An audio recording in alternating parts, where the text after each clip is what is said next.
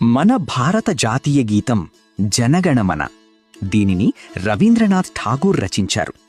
1911లో మొదటిసారి పాడిన ఈ గీతాన్ని 1950 జనవరి 24వ తేదీన జాతీయ గీతంగా రాజ్యాంగ సభ స్వీకరించింది.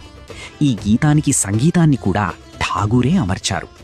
బాణీకి అనుగుణంగా ఈ గీతం పాడడానికి 52 సెకండ్లు పడుతుంది.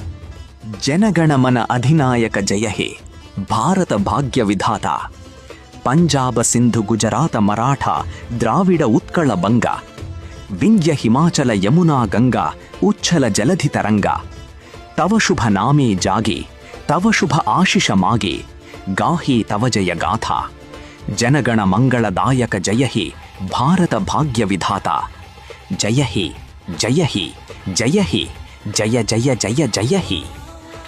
తెలుగులో దీని అర్థం ఏమిటంటే, పంజాబు, సింధు, గుజరాత్, మహారాష్ట్రలతో కూడిన పశ్చిమ తీర ప్రాంతము, తెలుగు, కన్నడ, తమిళ, మలయాళ, తుళు భాషలతో కూడిన ద్రావిడ ప్రాంతము, ఒరిస్సా మొదలైన రాష్ట్రాలతో కూడిన తూర్పు తీర ఉత్కల ప్రాంతము, ఈశాన్య రాష్ట్రాలతో కూడిన బెంగాల్ ప్రాంతము, వింధ్య హిమాలయ పర్వతాలు, యమునా గంగలు, పైకంటే ఎగసే సముద్ర తరంగాలు, ఇవన్నీ తమరి శుభనామమే తలచుకుంటూ ఉన్నాయి.